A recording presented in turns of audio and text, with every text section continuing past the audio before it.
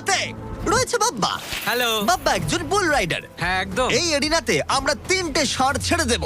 3টে তুমি ষাঁড়? যতগুলো পারবে টাকার ব্যাগ ওপারে নিয়ে যাবে, বুঝেছো? আর এরিনার অন্যদিকে তোমার জন্য থাকবে 3টে ষাঁড় যারা তোমাকে বাধা দেবে। পরের 3 মিনিটে যতগুলো ব্যাগ তুমি এই বাকেটে রাখতে পারবে সেটা তোমার হবে। আমি তৈরি, Jimmy. Good luck. Thank you. ষাঁড়গুলোকে ছাড়ো। ওরা আসছে। বাপ্পা প্লিজ মরে যেও না।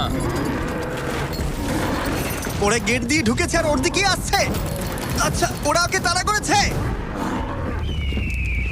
ও, ওরা ওর পাশ দিয়ে ঘেঁষে চলে গেল। টাকাটা নাও বাপ্পা, চলো চলো চলো।